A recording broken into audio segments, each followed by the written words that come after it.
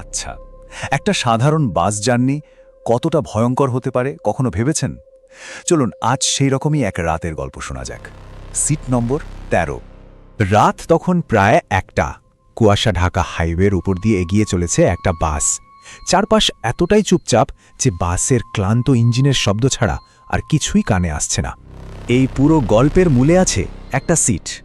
শুনতে সাধারণ লাগলেও এই সিটটা মোটেই সাধারণ নয়, বরং এটা একটা নিষিদ্ধ আসন। আর এই একটা সিটকে ঘিরেই দানা বাঁধবে সব রহস্য। একবার ভাবুন তো, ঘন কুয়াশার রাত, বাস ছুটে চলেছে, ভেতরে সবাই গভীর ঘুমে অচেতন, শুধু একজন জেগে, সৌরভ। জানালার বাইরে তাকিয়ে আছে, ওর সিট নম্বর ১২। বাসে ওঠার সময় কন্ডাক্টরের একটা কথা ওর মাথায় ঘুরপাক খাচ্ছিল। পাশের খালি ১৩ নম্বর সিটটা দেখিয়ে কেমন যেন রহস্য করে বলেছিল, এই সিটে কেউ বসে না। কেন যে লোকটা ওভাবে বলেছিল, তখন থেকেই সৌরভের মনে একটা খটকা লেগেছিল। আর সেই খটকাটাই সত্যি হতে চলেছে একটু পরেই, কারণ ঠিক রাত ১টা বেজে ১৩ মিনিটে বাসে এমন একজন উঠবে যা সৌরভের চেনা জগৎটাকেই ওলটপালট করে দেবে। যখন রাত ১টা বেজে ১০, হঠাৎই বাসটা একটা নির্জন জায়গায় থেমে গেল। আর ঠিক তখনই অন্ধকারের ভেতর থেকে একজন লম্বা ছায়ার মতো লোক বাসে উঠে সোজা এসে বসল সৌরভের পাশে সেই ১৩ নম্বর সিটে। একটু পর সেই অদ্ভুত লোকটা সৌরভের কাছে সময় জানতে চাইল। সৌরভ ফোনটা বের করে দেখল, রাত ১টা বাজে ১৩ মিনিট, সিট নম্বর ১৩, আর সময় ঠিক ১টা ১৩। ব্যাপারটা কেমন যেন খাপছাড়া, একটা অশুভ সংকেত। সময়টা শোনার পর লোকটা একটা শীতল হাসি দিয়ে বলল, মজার না? ওই একটা কথাতেই সৌরভের শিরদাঁড়া দিয়ে যেন একটা ঠান্ডা স্রোত বয়ে গেল।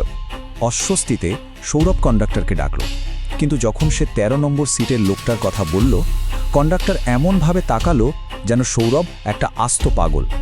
সে ভুরু কুঁচকে পাল্টা প্রশ্ন করল, কোন লোকটা? কন্ডাক্টরের কথা শুনে সৌরভ যখন পাশে তাকালো, বুকের ভেতরটা ছ্যাঁত করে উঠল। সিটটা খালি, একদম ফাঁকা, সেই ছায়ামূর্তিটা যেন হাওয়ায় মিলিয়ে গেছে। আর ঠিক তখনই, যখন ও ভাবছে সবটা ওর মনের ভুল, কানের একদম কাছে যেন কেউ ফিসফিস করে বলল, আমি তো এখানেই আছে। এই ঘটনার পর বাসটার ভেতরের আবহাওয়াটা যেন আরও ভারী, আরও শীতল হয়ে গেল। আর বাসটা এগিয়ে চলল এক ভয়ঙ্কর সত্যের দিকে, যা হাইওয়ের অন্ধকারেই অপেক্ষা করছিল। হঠাৎ একটা বিকট ঝাঁকুনি, দপ করে নিভে গেল বাসের সব আলো, আর ড্রাইভার সজোরে ব্রেক কষল। যাত্রীরা সবাই আতঙ্কে চিৎকার করে উঠল। আলো ফিরতেই সৌরভের রক্ত জমে গেল। বাসের প্রত্যেকটা যাত্রী সবাই ওর দিকে তাকিয়ে আছে, স্থির, অপলক দৃষ্টিতে। মুখে কোনো কথা নেই, চোখে কোনো পলক পড়ছে না, শুধু এক ভয়ঙ্কর শীতল নীরবতা। এই দম বন্ধ করা অবস্থা থেকে বাঁচতে সৌরভ জানলার বাইরে তাকালো, আর যা দেখল তা আরও ভয়ঙ্কর। পুলিশের গাড়ির নীল লাল আলো, একটা অ্যাম্বুলেন্স, আর তার পাশে আরেকটা বাসের তুমড়ে মুচড়ে যাওয়া ধ্বংসস্তূপ। বাইরে থেকে একজন পুলিশের চিৎকার ভেসে এলো, আর একটা বাস দুর্ঘটনা, একজন যাত্রী মারা গেছে। কথাটা শোনার সাথে সাথেই সৌরভের মনে হলো, এই ভুতুরে যাত্রার সাথে বাইরের ওই দুর্ঘটনার নিশ্চয়ই কোনো যোগ আছে। গল্পের একেবারে শেষ পর্যায়ে চলে এসেছে।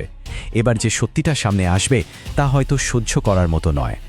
সৌরভ দেখল, ধ্বংসস্তূপ থেকে একটা সাদা চাদরে ঢাকা দেহ স্ট্রেচারে করে বের করে আনা হচ্ছে। ওর বুকের ভেতরটা হাতুড়ির মতো পিটতে শুরু করলো। অজানা একটা ভয় ওকে গ্রাস করছিল। আর তারপর হাওয়াতে চাদরটা একটু সরতেই সৌরভের নিঃশ্বাস বন্ধ হয়ে গেল।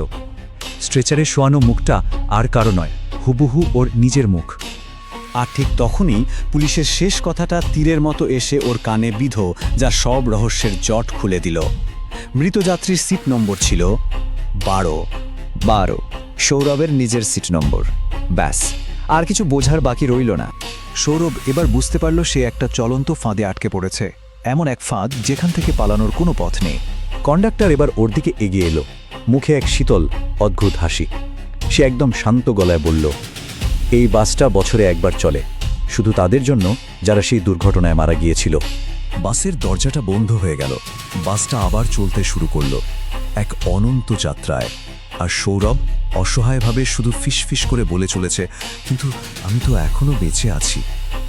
সে এখন সিট নম্বর ১৩র নতুন যাত্রী, এই ভুতুরে বাসে চিরকালের জন্য বন্দী। তার এই আর্তনাদ শোনার জন্য বাইরে আর কেউ নেই।